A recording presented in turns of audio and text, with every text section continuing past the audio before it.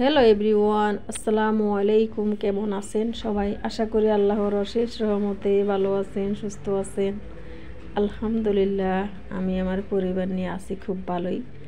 দেশ থেকে, দেশে বাইরে থেকে যে যেখানে বসে আজকে আমার এই ভিডিওটি দেখা শুরু করেছেন, সবাইকে অসংখ্য অসংখ্য ধন্যবাদ।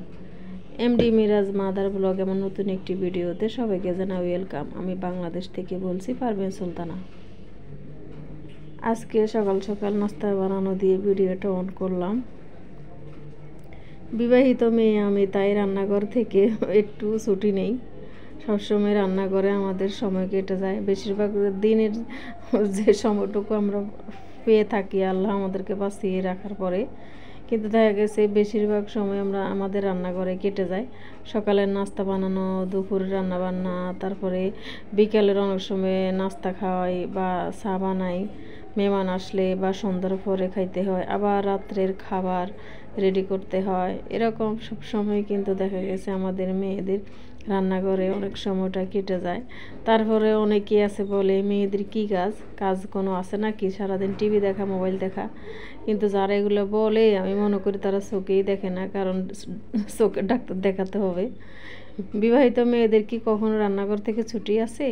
মোটেও নাই। একটু থাকেই রান্নাঘরে, কাজকর্ম, রান্না বান্না, নাস্তা বানানো দিয়ে সব সময় কিন্তু দেখা গেছে কাজের মধ্যে মেয়েদের জীবন কেটে যায়।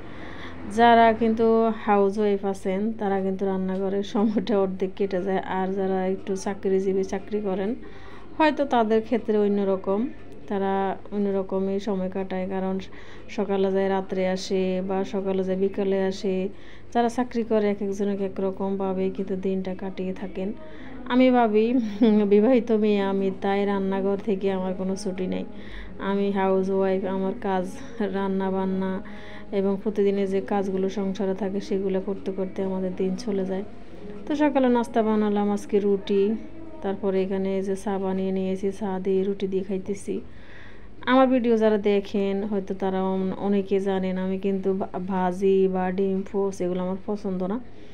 দুপুরে ভাত খাওয়ার সাথে আমি খেতে পারি, কিন্তু নাস্তার সময় আমি কিন্তু কোনো ভাজি দিয়ে বা ডিম দিয়ে খেতে পারি না। এটা আমার একদম অভ্যাস হয়ে গেছে, আগে এই অভ্যাসটা ছিল না। তো চা দিয়ে এখন সকালে নাস্তাটা রুটি দিয়ে খাইতেছি। সকালবেলা 1 কাপ চা খাইলে কিন্তু ভালোই লাগে। তো আপনাদের ভাইয়া সকালে নাস্তা খাওয়ার পর বাজারে গিয়েছে, যে এই বাজারগুলো নিয়ে এসেছে। অনেক দিন ধরে কিন্তু আমার ঘরে ধনিয়া পাতা ছিল না। আমি ফ্রোজেন করা যে ধনিয়া পাতা রেখেছিলাম ওগুলো খেয়েছি। তা আজকে অনেকগুলো ধনিয়া পাতা নিয়ে এসেছে। এখানে লাউ শাক নিয়ে এসেছে, তারপরে টমেটো, ফুলকপি আর কাঁচামরিচ, সিম। এই বাজারগুলো কিন্তু হিসাব করে চললে কিন্তু অনেক দিনে যাবে। কারণ আমাদের অল্প আয়ের পরিবার, আমার হাজব্যান্ডের কিন্তু অল্প আয়ে। যারা আমার ভিডিওগুলো দেখেন সবসময় তারা হয়তো বা জানেন, আর যারা জানেন না তাদের জন্য বলা। তো আমার হাজব্যান্ডের কিন্তু অতটা বাড়ি কোনো ইনকাম নেই, যা আছে আলহামদুলিল্লাহ তাতে খুশি আছি। তো মাঝে মাঝে দেখা যায় যে টাকা স্যালারি পায়, মাস শেষে কিন্তু অনেক সময় সমস্যা পড়ে যায়। যেহেতু ঢাকা শহরে থাকি, ঘর ভাড়া, খাওয়া দাওয়া, বিদ্যুৎ বিল, গ্যাস বিল, অনেকটা খরচ হয়ে যায়। তারপরে বুঝে শুনে চললে কিন্তু একদম সমস্যায় পড়তে হয় না। এখানে সিম টমেটো নিয়ে এসেছে, আমি একটা জালিতে ঢেলে নিয়েছি। আজকে সিম টমেটো এবং বাজারগুলো একদম ফ্রেশ, অনেক ভালো লাগলো তরতাজা। কারণ সকালে বাজারগুলো কিন্তু একদম ফ্রেশ থাকে। বিকেলবেলা অনেকে বাজার করেন, তারপর সন্ধ্যার পরে অনেকে বাজার করেন। যারা চাকরিজীবী আছেন তারাও কিন্তু রাত্রে বাজার করেন, বা বিকেলে বাসায় ফিরার সময় বাজার করে নিয়ে যায়।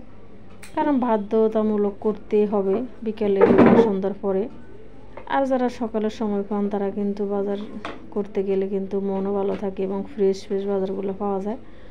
তো আমি বাজারগুলো গুছিয়ে নিয়েছি। অফ ক্যামেরায় যেগুলো রান্না করব সেগুলো কেটে দিয়ে পরিষ্কার করে নিয়ে এসেছি। একটা পাতিলে দেখতে পাচ্ছেন সাদা তেল দিয়ে পেঁয়াজ কাঁচামরিচ আমি রান্না শুরু করে দিয়েছি। নিম্ন মধ্যবিত্ত পরিবারের গৃহিণীদের চাওয়া যত কম হবে ততই সংসারে শান্তি থাকবে। দেখা গেছে মধ্যবিত্ত পরিবারের বউদের কিন্তু অনেকের আমি দেখেছি অনেক চাওয়ার থাকে, কিন্তু হাজব্যান্ডের হয়তো স্ত্রীর চাওয়া মতো অনেক কিছু দিতে পারে না বা শখ পূরণ করতে পারে না। তখন দেখা গেছে সংসারে অশান্তি হয়। আর যারা ভেবে শুনে এবং সংসারের সুখ শান্তির কথা চিন্তা করে একদম শান্তি বজায় রাখার জন্য হাজব্যান্ডের সাথে কোনো ভেজালি করে না, সমস্যা করে না, হাজব্যান্ডের যে আয় করে বা যে টাকা ইনকাম করে ওগুলো নিয়ে যদি খুশি হয়ে থাকতে পারে, জীবনটা কাটিয়ে দিতে পারে, তাহলে তো শান্তি।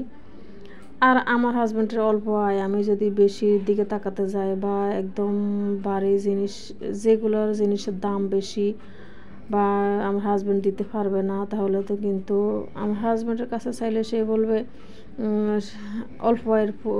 অল্প আয় কিন্তু তারপরে এত ভারী জিনিস চাই, তাহলে তো না দিতে পারলে তার মনে কষ্ট। আর যে গৃহিণীটা চাইবে বা আমি চাইবো যদি হাজব্যান্ড না দিতে পারে, তাহলে নিজের মনেও কষ্ট লাগবে। তাই অত কিছু না করে আমরা কিন্তু আমাদের সংসারে খরচ বুঝে আমরা নিজেদেরকে নিয়ন্ত্রণে রাখতে চেষ্টা করব। অল্প আয়ের পরিবারে কিন্তু সব সময় সব কিছু কেনাকাটা করা যায় না, সম্ভব হয় না, কারণ এগুলো কিন্তু ঠিক না। তো মধ্যবিত্ত পরিবারের গৃহিণীদের চাওয়া যত কম হবে ততই সংসারে শান্তি থাকবে। তো আপনারা আপনাদের সংসারের ধরন বুঝে তারপরে হাজব্যান্ডের কাছে একটা কিছু চাইবেন বা আশা করবেন। আশা করি বুঝতে পারছেন, কারণ আপনার হাজব্যান্ডে ইনকাম করবে 10,000 টাকা, আপনি একটা জিনিস চেয়ে বসলেন 12,000 টাকা, তাহলে কি হয়?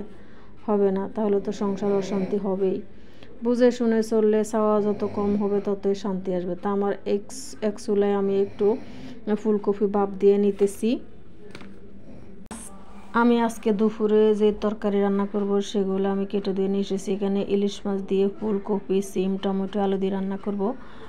তো ইলিশ মাছ একটু কষিয়ে রান্না করতে আমার পছন্দ হয়। তো আমি এই যে মাছগুলো কষিয়ে নিয়েছি ভালো মতো, এখন উঠিয়ে নিয়েছি।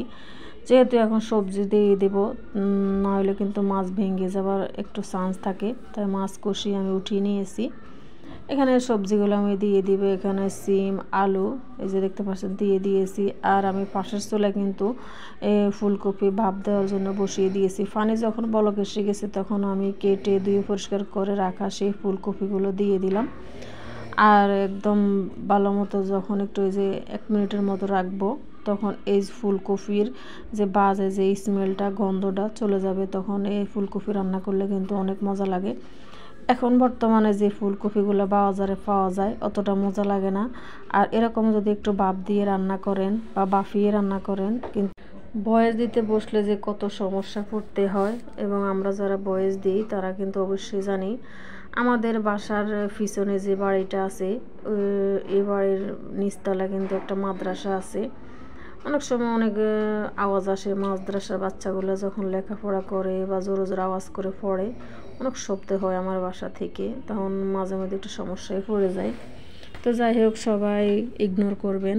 তো এখানে আমি দেখতে পাচ্ছেন সবজিগুলো একদম ভালো মতো ভাপ দিয়ে তারপরে নিয়ে এখন রান্না তো আগেতে শুরু করে দিয়েছি। সিম আলু দিয়েছি, তারপরে ভাপিয়ে রাখা কফিগুলো দিয়ে দিলাম, তারপরে 2টা টমেটো কেটে রেখেছি সেগুলো দিয়ে দিলাম। তো এই সবজিটা এরকম করে রান্না করলে কিন্তু ভালো লাগে। এখনকার যে কফিগুলো কিন্তু অনেকে পছন্দ করেন না, খেতে ভালোবাসেন না, কিন্তু এই যে এরকম ভাপিয়ে নিয়ে রান্না করে খেয়ে দেখবেন অনেক মজা, কিন্তু বাজে যে গন্ধটা এটা লাগবে না। তো আমার সবজিগুলো ভালো মতো কষানো হয়ে গেছে। এখন আমি পরিমাণ মতো জল অ্যাড করে দিয়ে তারপরে কষিয়ে রাখা ইলিশ মাছগুলো দিয়ে দিয়েছি। এই ইলিশ মাছ বাজার থেকে কিনে এনেছে, তারপর আমি কিছুটা রেখে দিয়েছি, আর কিছু দিয়ে এখন আজকে দুপুরের রান্নার আয়োজন চলতেছে। তো আমার এই যে কফিগুলো রান্না একদম পারফেক্টভাবে হয়েও গেছে। দেখতে পাচ্ছেন আমি একটা জালি ব্যাগ নিয়েছি, ওটা নষ্ট হয়ে গেছে কিছুদিন ব্যবহার করার পরে ফেলে দিয়েছি। ফেলে দেওয়ার পরে আমি একটা শপিং ব্যাগ নিয়ে যখন আমি রান্না করি বা রান্না করা শেষ হয়ে যায়, তখন জালি ব্যাগটা বা শপিং ব্যাগ একদম পানির মধ্যে ভিজিয়ে চিপড়ে নিয়ে তারপরে যে পাতিলের এর কিনারা যেগুলো রান্নাবান্না করলে কিন্তু মশলা লেগে যায়, ওগুলো আমি মুছে নিয়েছি। এরকম করে মুছে নিলে কিন্তু পাতিলের দিকে তাকালে কিন্তু ভালোই সৌন্দর্য লাগে, কিন্তু যখন আমরা রান্না করি পাতিলের কিনারে কিন্তু অনেক মশলাপাতি উঠে থাকলে তাকাতে ভালো লাগে না।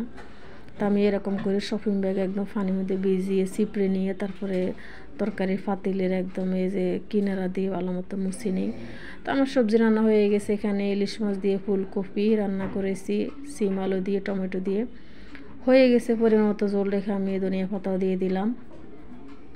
আর এখানে যে লাউ শাক দেখতে পাচ্ছেন আপনারা, দেখিয়েছি বাজার থেকে নিয়ে এসেছে, ওই লাউ শাক আমি এখন ভেজে নেব। তো আগ থেকে আমি ধুয়ে পরিষ্কার করে রেখে এখানে কিছুটা পেঁয়াজ কুচি দিলাম, কাঁচামরিচ কুচি, তারপর লবণ দিয়ে বসিয়ে দিলাম সিদ্ধ হওয়ার জন্য। আর এখানে বাগার দিয়ে নেব। তো ভিডিও দেখতে দেখতে যারা এই পর্যন্ত চলে এসেছেন, যদি একটা লাইক দিতে ভুলে গেছেন, একটা লাইক দিয়ে অবশ্যই ভিডিওটা কন্টিনিউ করবেন, যারা তাদেরকে অনেক ধন্যবাদ। আর অনেকে তো গেছেন, যাই হোক, যে ফিরে যায় তাকে আর নিজে থেকে না ফিরলে কিন্তু অন্যজনে ফিরানো যায় না। সবাই ভালো থাকবেন। আজ এখানে বিদায়, আসসালামু আলাইকুম।